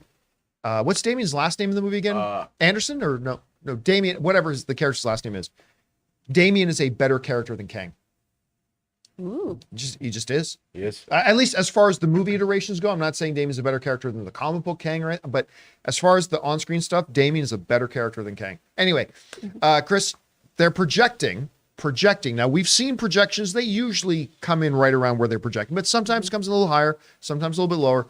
They're projecting this is going to be the biggest opening ever for not just the Creed franchise, but the overall Rocky world as a whole. What do you take away from that? Well, first of all, I can't hear Rocky 5 without thinking of Spaceballs, of the Rocky 5000. That's always just like living here rent free. I think this speaks to the rising star power here. You know, Michael B. Jordan is obviously a very sought after talent. I'm so excited that his directorial debut has so much energy behind it, especially with all that anime influence. You know I'm here for that. But also, I mean, Jonathan Majors is a force. And say what you will about Ant-Man, he is great in that movie, doing what he can with what he's given. Those post-credit scenes, so good. Bummer that they were the best part of the movie, though. So I think that this really, really just speaks to how much people want to see these two gentlemen on screen. They're tremendous actors. I'm really excited to see what Michael B. Jordan has done behind the camera as well. And I think a lot of other people are excited about that, too. All right, guys. Question is for you. What do you think about this? The word on, from me and other people, the movie's fantastic. I can't wait for you guys to watch this thing. What do you think about them projecting that this is going to be the biggest opening that they've had? Doesn't always work out that way when you get into franchises. What do you think? Jump on down to the comment section below and let us know your thoughts. All right, guys. With that down, let's move into our final main topic here today, shall we? And sticking on the theme of box office projections for upcoming new installments of franchise films, there's a little movie coming called John Wick 4, which of course this franchise is fantastic. It's even one of these incomparable kind of franchises. I can't think of another franchise that you can compare John Wick to, right? It's not that movie and it's not that movie. It's really its own kind of identity. As a matter of fact, now, what's that one Finnish movie, Sisu? Yeah, the World War II, John Wick. Like whether it's Atomic Blonde or Sisu or whatever, now you're getting other movies and franchises being compared to John Wick, but I can't think of any movies that John Wick compares to. It's just very unique. They created Gun Fu. I mean, it's fantastic. We got the 4th film coming out now. Well, let's go back over and look at this again. As we start looking at the box office projections, right? How has the John Wick franchise done so far as their opening weekends go? Well, the first John Wick, which let's be honest, we're all friends here. We'll be honest. Nobody gave a shit about a new Keanu Reeves movie coming out at the time. Everybody forgets that now because Keanu Reeves is a national. Well, there was that Eli Roth movie where the 2 girls come and terrorize him in his house. Yeah, but that was even after John Wick. Yeah, that came after the first John Wick. Yeah, but nobody saw that. Yeah, but before that movie came out, nobody cared about new Keanu Reeves movies, right? So nobody cared, whatever. The trailer was really good, though. Had $14 million opening weekend. Everybody loved it. So when John Wick 2 came out, look at that. It more than doubled. The second film had an opening weekend of $30.4 million. Huge. And that trajectory continued in a big way. John Wick Chapter 3 didn't just go up by 10%. It, again, probably about a 90% jump, with the third film making $56.8 million. And now it's getting even bigger because now they're saying the third film is going to open anywhere between what Deadline is calling a robust $60 to $70 million. Again, we're not talking incremental jumps and gains. You know, hey, listen, it's great if Creed 2 opens at 35.5 and Creed 3 can open to 39 or 40. That's the trajectory, but that's incremental. And that's still good. That's positive. That's awesome. But we're talking about this franchise where every single one of their movies is jumping leaps and bounds over the previous one, showing that even as this franchise gets older and has been around a while now, and it's getting a little bit long in the tooth, it's just gaining more and more of an audience as people are discovering John Wick for the first time. They're going out to see the openings. And listen, I'm going to go out again. I think this $70 million is conservative. I think it's going to open to over 70. I'm not saying 95 million or 100 million. I'm not saying that, but I think it could go over this $70 million projection. Chris, when we look at a franchise like John Wick, like we look at Creed, we can say it's building on the history of the franchise of the Rocky universe. It's establishing great new characters that we enjoy. They bring the heart of, all that kind of stuff. But as we look at John Wick, and we're seeing now these projections, and this is going to be the biggest opening ever for it.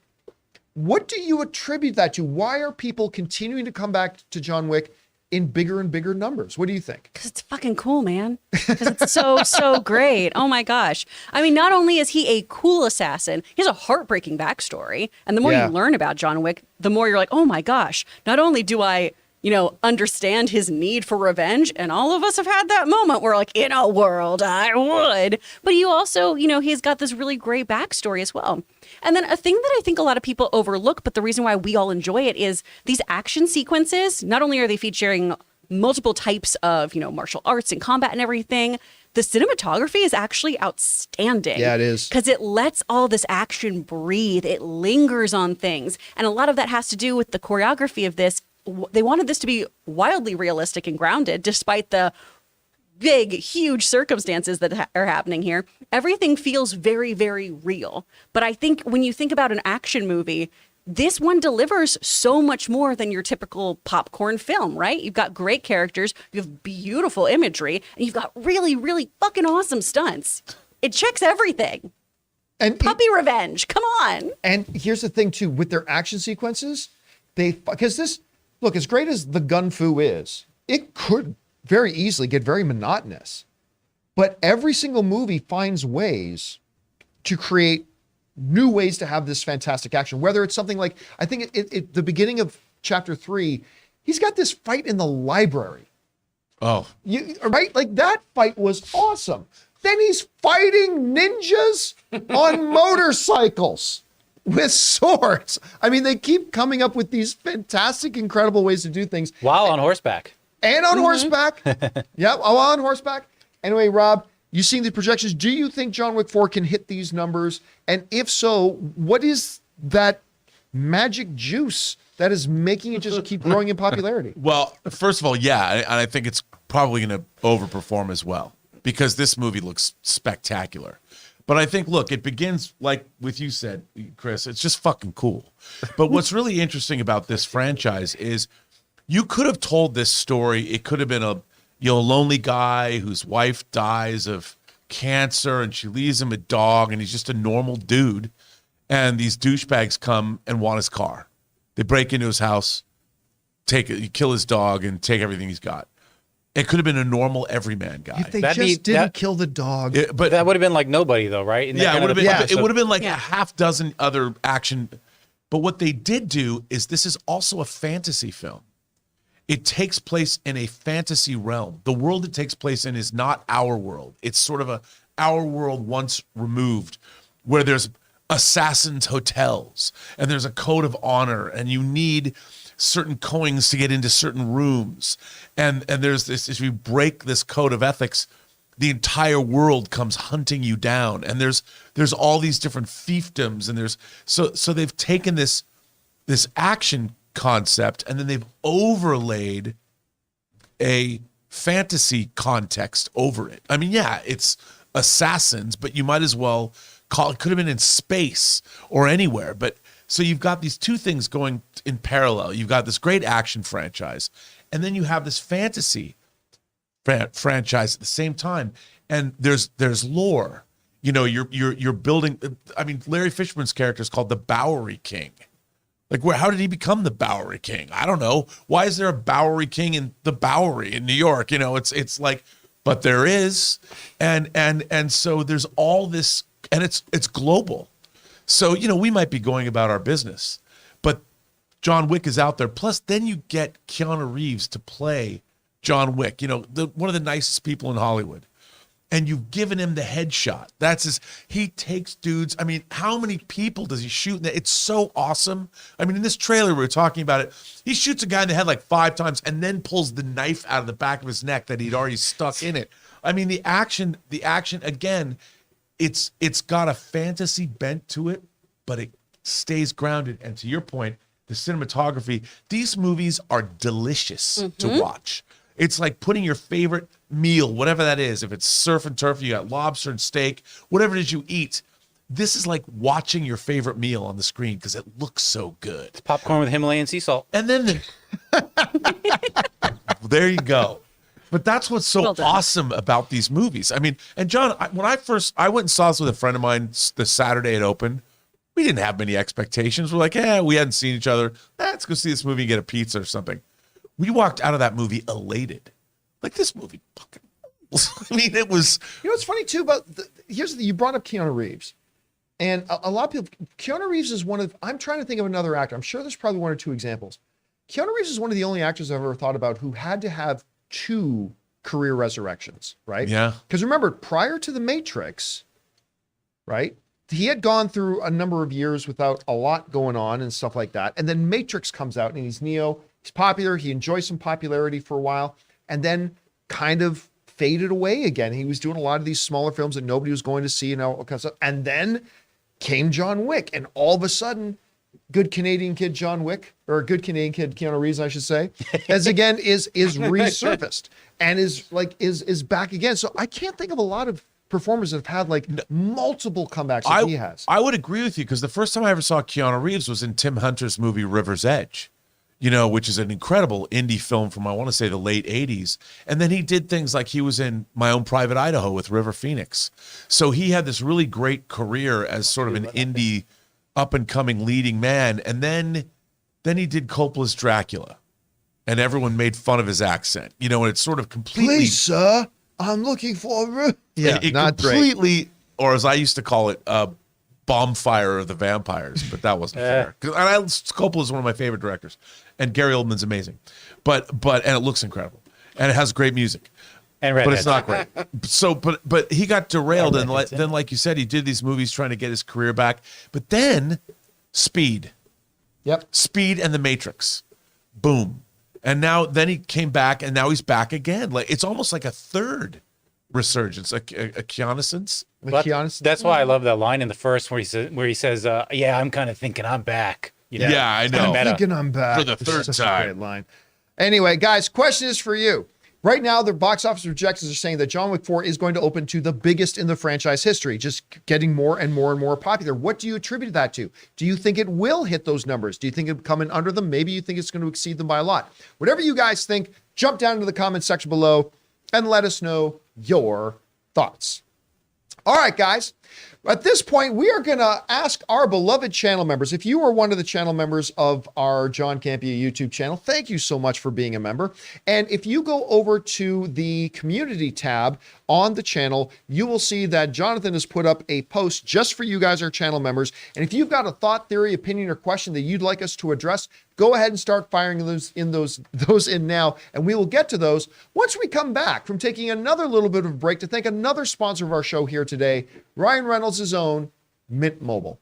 We want to take a second to thank a sponsor of this video, Mint Mobile. If saving more and spending less is one of your top goals for 2023, why are you still paying insane amounts of money every month for your phone bill? Switching to Mint Mobile is the easiest way to save this year. As the first company to sell premium wireless service online only, Mint Mobile lets you order from home and save a ton with phone plans starting at just $15 a month. You guys know I made the switch over to Mint Mobile a while ago. The process couldn't have been easier, and I can't believe that I am spending less than a third of what I was spending on one of the other major carriers before. By going online only and eliminating the traditional costs of retail, Mint Mobile passes the significant savings on to you. All plans come with unlimited talk, text, and high-speed data delivered on the nation's largest 5G network. Use your own phone with any Mint Mobile plan and switch easily in minutes with eSIM. To get your new wireless plan for just $15 a month and get the plan shipped to your door free, go to mintmobile.com mintmobile.com/Campea. That's mintmobile.com/Campea. Cut your wireless bill to $15 a month at mintmobile.com/Campea. And thank you to our friends at Mint Mobile for, number one, being my mobile service provider and for being a sponsor of the John Campea Show. All right, guys, with that done, let's get over and start hearing from our channel members, shall we? Chris, what do we got up here first? From Dominic Suma, great show today. One way the MCU can really get some brownie points for me is getting Hulk back to his World Breaker Avengers 1 and 2 self. Please. Yeah, again, listen, as much, I've said this many times, as much as I love the first three phases of the MCU, the one, everything you love has a flaw. The one big flaw for me about the first three phases is the way they took Hulk's testicles and snipped them off.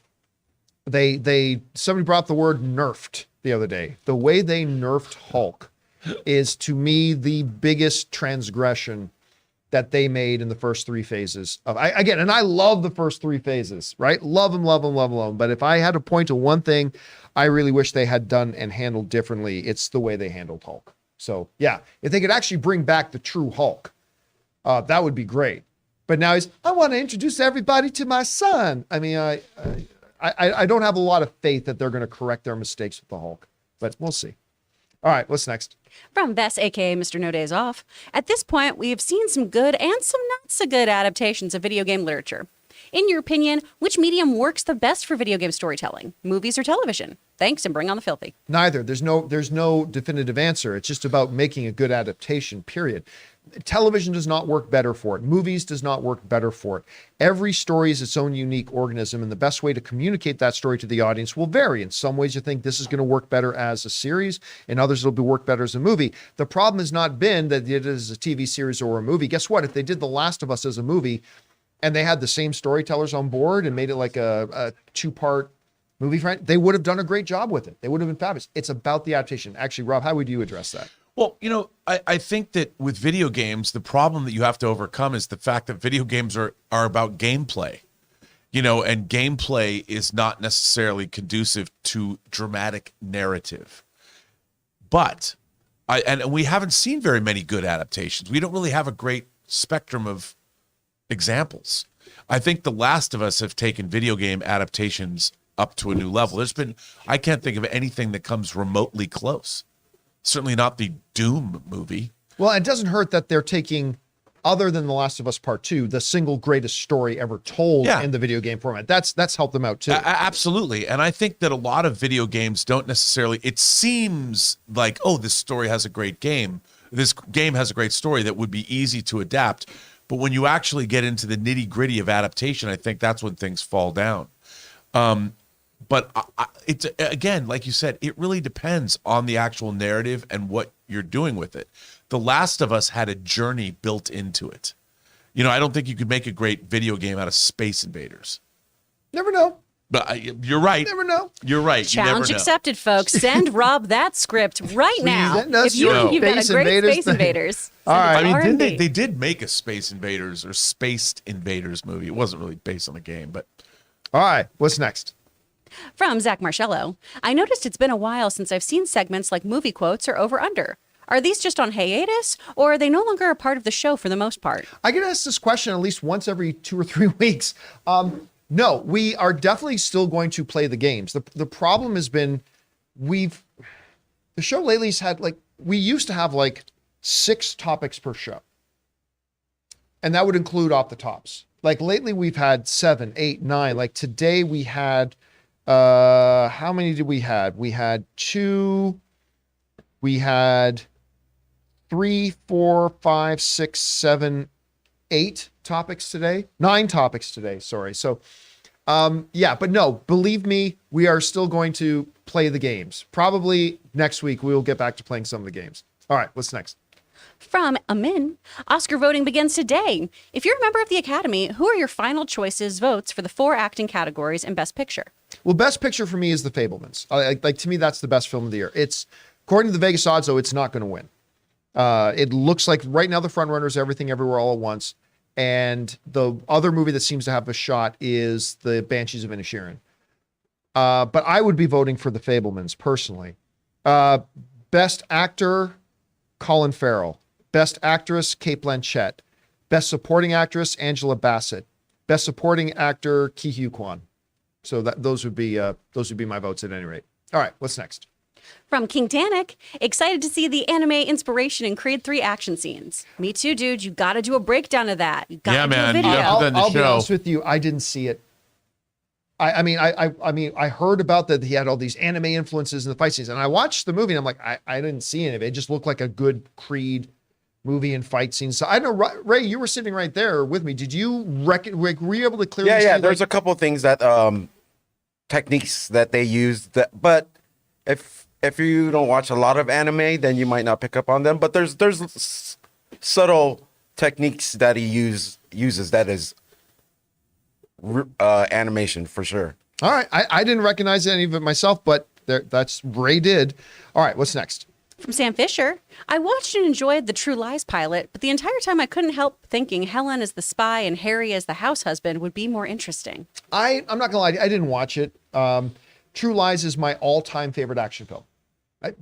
I don't know if you knew that. It is my number one all-time favorite action film, is True Lies. And nothing about the True Lies series looked all that interesting to me. I mean, a few things came out that I thought maybe, but I'll be honest with you, I didn't even know it premiered yet. Have any of you guys checked it out yet? I don't know No, what but was I out. do like the idea of making this housewife the spy. Right, working around. And by the way, Arnold Schwarzenegger has a new spy one coming out called Fubar, where both he and his daughter are secretly spies, and they didn't know. So it's kind of like a little bit of a True Lies crossed with Mr. and Mrs. Smith, crossed with, so that looks interesting to me.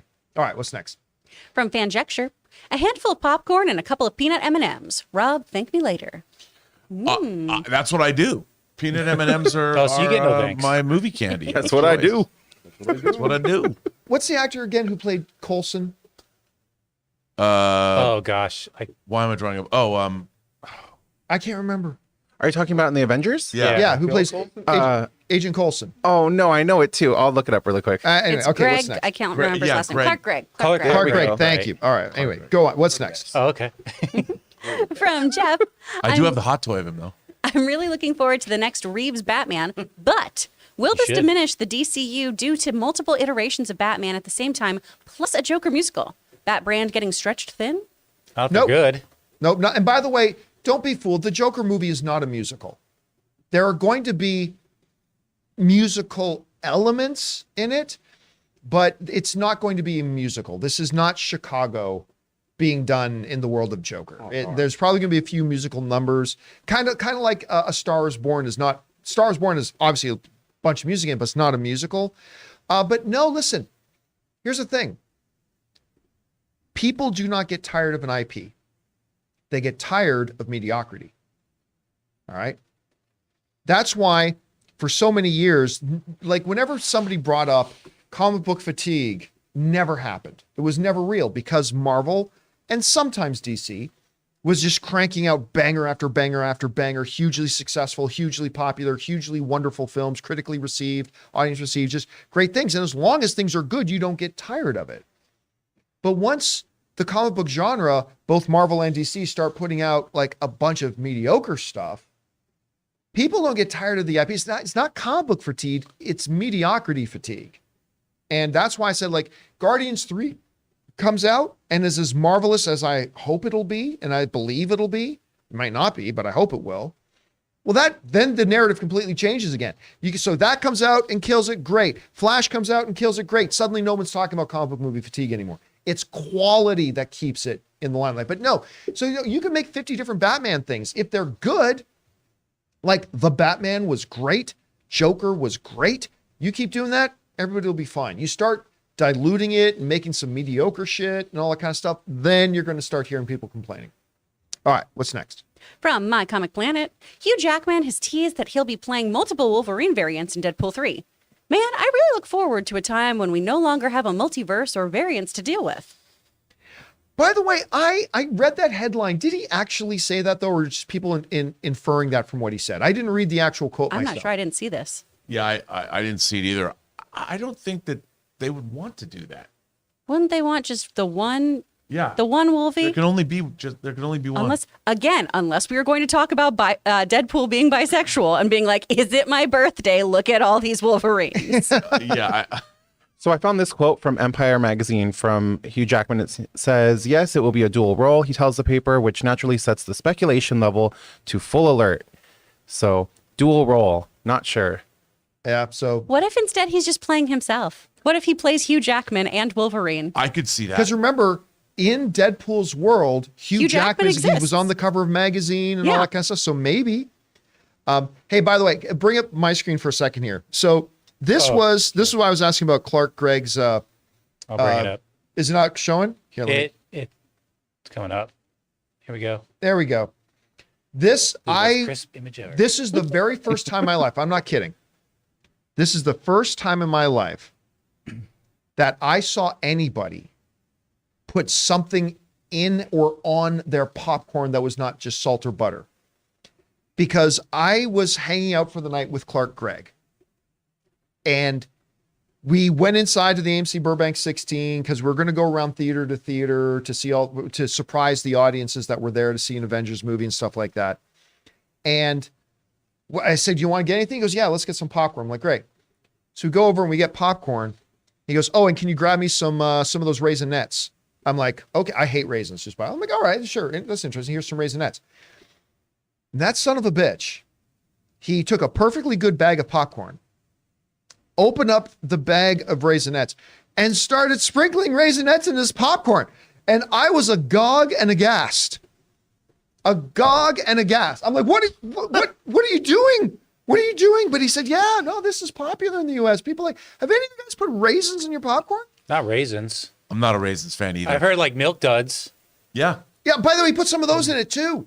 He put milk duds in there too. So like, this was the first, like people putting chocolate in there. I don't, but I mean, I've a lot never of heard people any do. of this stuff. Clark Gregg was the first person to introduce me to that concept. Is that why you hated S.H.I.E.L.D.? Was that what made you not like that show? That's exactly what it was. You sound angry about this. I noticed you've got some AMC Perfectly popcorn here. Taking on my potato. I'm just saying. Just saying. All right, let's keep going here. What's next? From Stubble McShave, I think they should have rebooted the MCU after Endgame. The story was told with a beginning, a middle, and an ending. Recast and reboot and tell a new story. Well, look, could you have done that? Sure. But at that point, Marvel was riding the crest of its popularity. And in comic books, although comic books reboot a lot, but in comic books, when one story ends, you just start telling another story. And you just move on from there. So, I mean, yeah, they could have done it, but I would propose it probably would have been quite foolish at that point. Now, listen, hindsight is 2020. We can say, well, Phase 4 didn't turn out to be all that, had some fabulous moments, but didn't turn out to be as great as the previous three. And so we can do that, sure. But I think we all would have looked at Marvel and Kevin Feige as being a special kind of crazy if they thought about, after just putting out what was momentarily the biggest box office film of all time and saying, now we're rebooting the universe. I think we all would have said they were crazy. Yeah. Yeah, probably not the right. Not to mention, after that, we got a Spider-Man No Way Home, which became one of the biggest box office films of all time and all that kind of stuff. So they've had successes.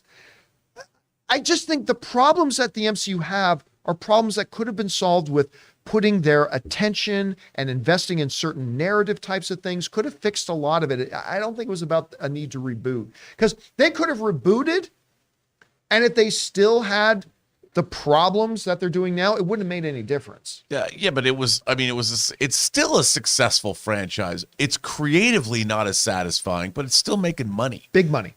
Big money. Yep. Big money. Big money. The big money. Big money. Big money. There you go. Okay. Now you're Big money. Good. All right, we got time for a couple more. What's next? From Yusuf, how do you see MCU bringing in the X-Men? And when will it happen? Well, that's been a question that's been asked for years. What year did they, was it 2017 or 2000? When did they announce that Fox was being bought by Disney? Taylor, if you can look that up. But we're talking years and years and years that they've been asking, how are they going to bring in the X-Men? We have talked about that on this show. 2017. What's that? 2017. So we're on 6 years now. We've been asking when they bring in X-Men. And every time a new Marvel movie's coming out, although the audience has stopped now, but after 2017, every single new Marvel movie coming out, this is where they're going to bring in the X-Men. This is going to bring in the X-Men. Look at Thanos' face. There's 3 scars on it. Wolverine. They're bringing in Wolverine into the X-Men.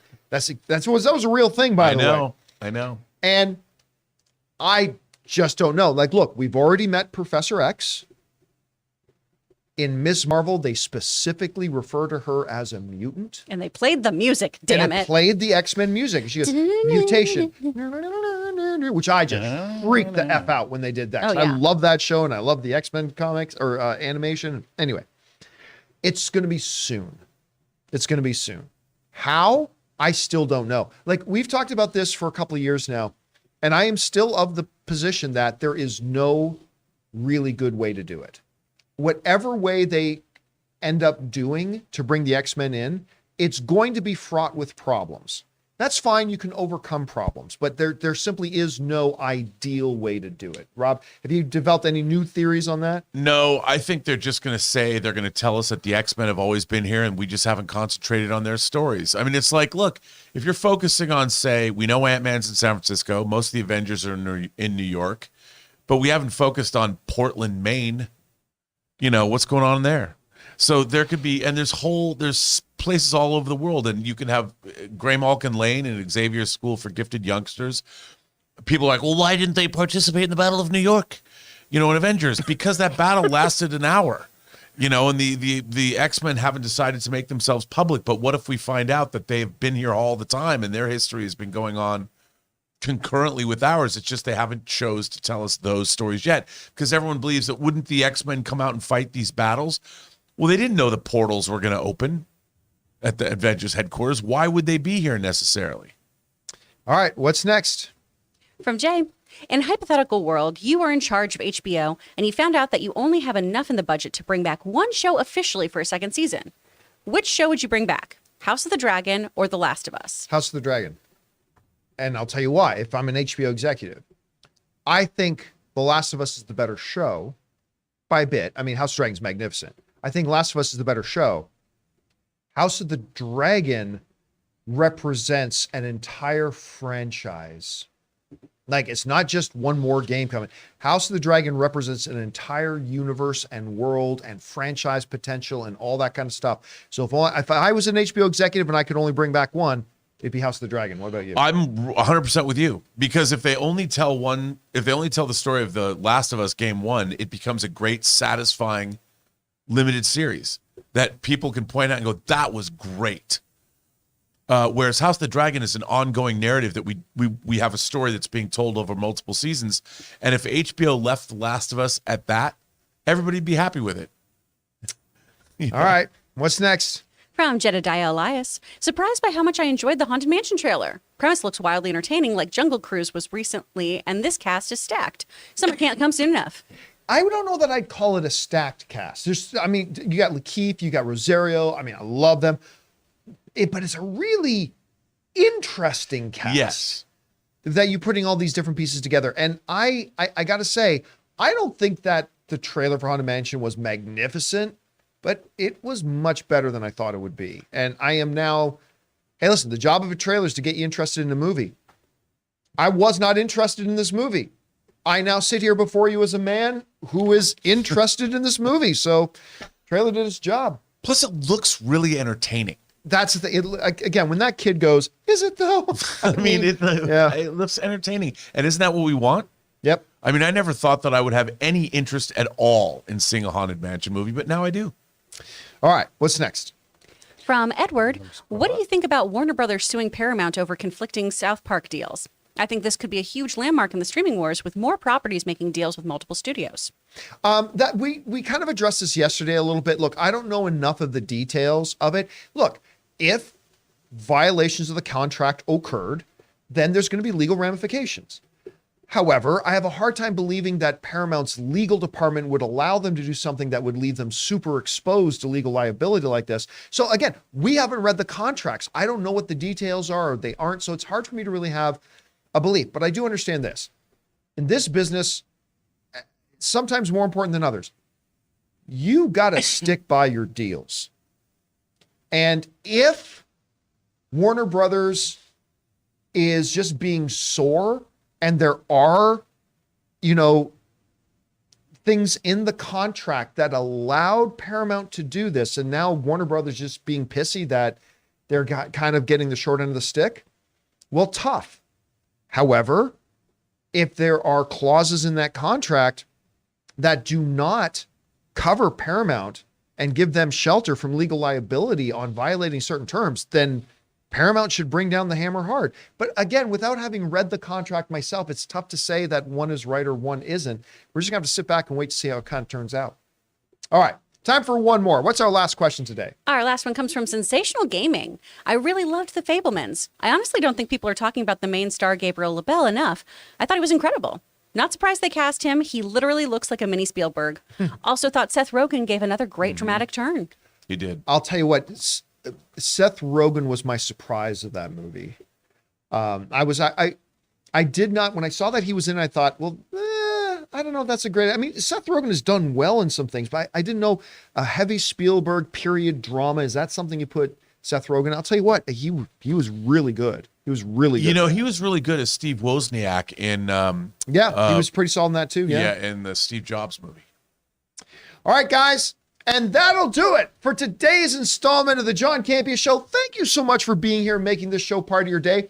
Big special thank you to our channel members. Number one, for being channel members, but also for sending in those questions and comments, for giving us fun things to talk about.